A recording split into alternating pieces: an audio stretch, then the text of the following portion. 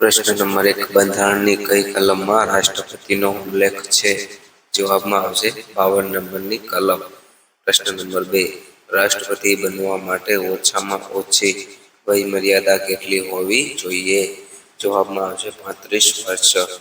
પ્રશ્ન નંબર 3 રાષ્ટ્રપતિના હોદ્દાની મુદત કેટલા વર્ષની હોય છે? જવાબમાં આવશે 5 વર્ષની હોય છે. પ્રશ્ન નંબર 4 બંધારણની કઈ કલમમાં ઉપરાષ્ટ્રપતિ પદની જોગવાઈ છે? જવાબમાં આવશે કલમ નંબર 63. પ્રશ્ન નંબર 5 બંધારણની કઈ કલમમાં રાજ્યપાલના પદની જોગવાઈ છે? જવાબ નંબર 153. પ્રશ્ન નંબર 6 રાજ્યપાલની નિમણૂક કોણ કરે છે? જવાબ આવશે રાષ્ટ્રપતિ કરે છે. પ્રશ્ન નંબર 7 રાજ્યની ધારાસભાનું ઉપલું ગૃહ કયું છે? જવાબમાં આવશે વિધાન પરિષદ છે. પ્રશ્ન નંબર 8 વિધાનસભાની સભ્ય વધુમાં વધુ કેટલી હોય છે? જવાબમાં આવશે 500, ઓછામાં ઓછી 60. પ્રશ્ન નંબર 9 વિધાનસભાનો સભ્ય બનવા માટેની વયમર્યાદા કેટલી હોય છે? તો જવાબમાં આવશે 25 વર્ષ. પ્રશ્ન નંબર 10 વિધાન પરિષદના સભ્ય બનવા માટેની વયમર્યાદા કેટલી હોય છે? જવાબ આવશે 30 વર્ષ હોય છે.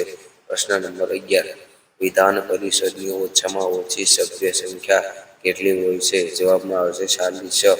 પ્રશ્ન નંબર 12 રાજ્યની ધારાસભાઓ વર્ષમાં ઓછામાં ઓછી કેટલી વાર મળે છે? તો જવાબ આવશે 2 વાર મળે છે. પ્રશ્ન નંબર 13 રાષ્ટ્રધ્વજમાં આવેલ અશોક ચક્રમાં કેટલા આરા હોય છે? તો જવાબ આવશે 24.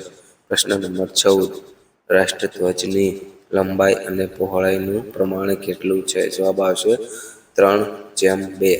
પ્રશ્ન નંબર 15 રાષ્ટ્રીય પ્રતીકમાં અશોક ચક્રની જમણી બાજુ ખાલી જગ્યા અને ડાબી બાજુ ખાલી જગ્યા આવેલ છે? તો જવાબ આવશે આખલો અને દોડતો ઘોડો.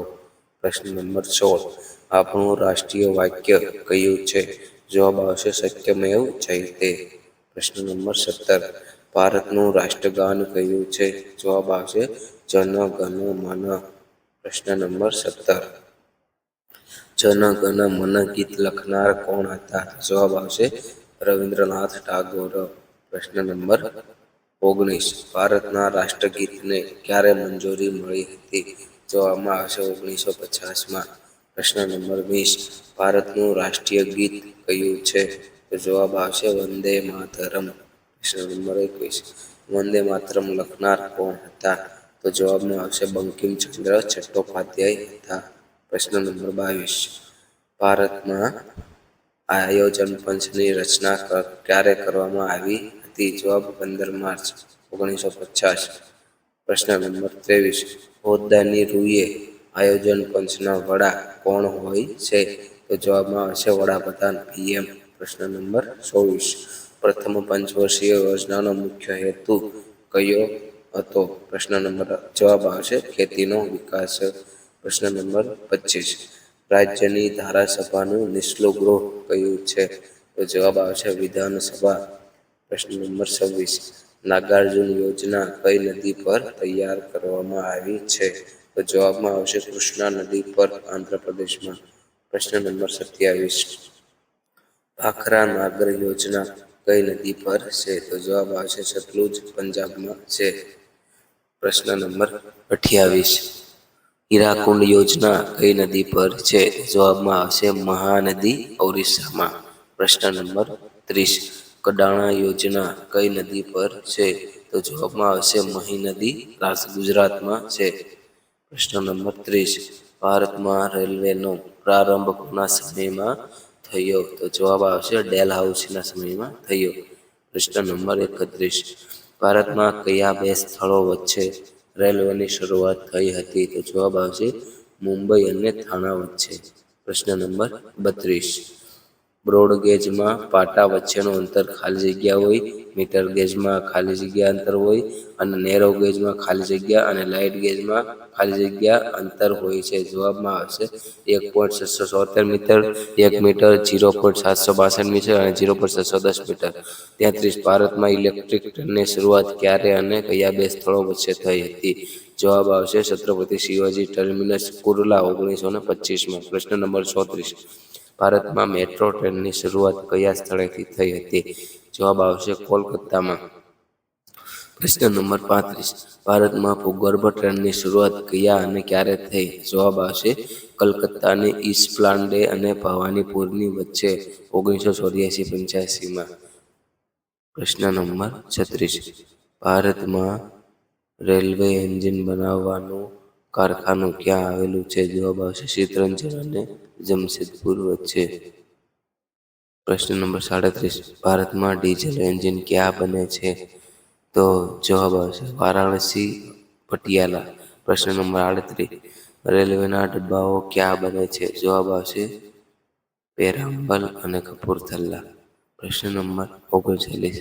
રેલવે એન્જિનના ભાગો ક્યાં બને છે? જવાબ આવશે બેંગલુરુ. પ્રશ્ન નંબર 40. ભારતીય રેલવેના ઉત્તર ઝોનનું વડું મથક ખાલી જગ્યા, પૂર્વ ઝોનનું વડું મથક ખાલી જગ્યા, પશ્ચિમ ઝોનનું વડું મથક ખાલી જગ્યા, મધ્ય ઝોનનું વડું મથક, દક્ષિણ ઝોનનું વડું મથક કયું છે? જવાબ આવશે દિલ્હી, કોલકાતા, ચર્ચગેટ મુંબઈ, છત્રપતિ શિવાજી મુંબઈ. પ્રશ્ન નંબર 41. 20 ડિસેમ્બર 2010 થી પ્રશાસનિક સુવિધા માટે તમામ ટ્રેનોના નંબર ખાલી જગ્યા અંકના કરવામાં આવ્યા. જવાબ આવશે 5 અંકના. પ્રશ્ન નંબર 42. કન્યાકુમારી, તમિલનાડુ ભારતની સૌથી લાંબી ટ્રેનનું નામ શું છે? તે કયા બે સ્થળોને જોડે છે? જવાબ આવશે વિવેક એક્સપ્રેસ અને તે દિબ્રુગઢ અસમથી કન્યાકુમારી તમિલનાડુને જોડે છે. પ્રશ્ન નંબર 43. અમદાવાદ ચેન્નાઈને જોડતી ટ્રેન ખાલી જગ્યા છે. જવાબ આવશે નવજીવન એક્સપ્રેસ, સર્વોદય એક્સપ્રેસ, આશ્રમ એક્સપ્રેસ, મારવાડ એક્સપ્રેસ. પ્રશ્ન નંબર 44. ભારતનો દરિયા કિનારો કેટલા કિલોમીટર લાંબો છે? જવાબમાં આવશે 7516.6 કિલોમીટર લાંબો છે. પ્રશ્ન નંબર 45. વહાણવટાની બાબતમાં ભારત એશિયામાં કયા ક્રમે આવે છે? તો જવાબ આવશે બીજા ક્રમે. પ્રશ્ન નંબર 46.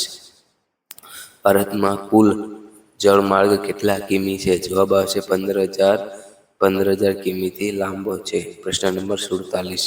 દેશની જૂનામાં જૂની વહાણવટાની સંસ્થા કઈ છે? તો જવાબ આવશે સિંધિયા સ્ટીમ નેવિગેશન. પ્રશ્ન નંબર 48. રાજા રામમોહન રાયે કયું અખબાર બંગાળી ભાષામાં શરૂ કર્યું હતું? જવાબ આવશે સંવાદ કૌમુદી. પ્રશ્ન નંબર 49.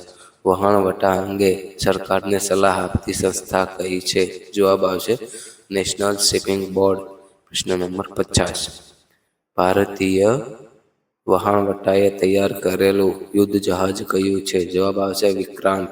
પ્રશ્ન નંબર 51. ગુજરાતમાં વહાણ ભાંગવાનો ઉદ્યોગ ક્યાં વિકસ્યો છે? જવાબમાં આવશે અલંગ બંદર, ભાવનગરમાં. મિત્રો, તમને વિડીયો કેવો લાગે કોમેન્ટમાં જરૂર કહેજો.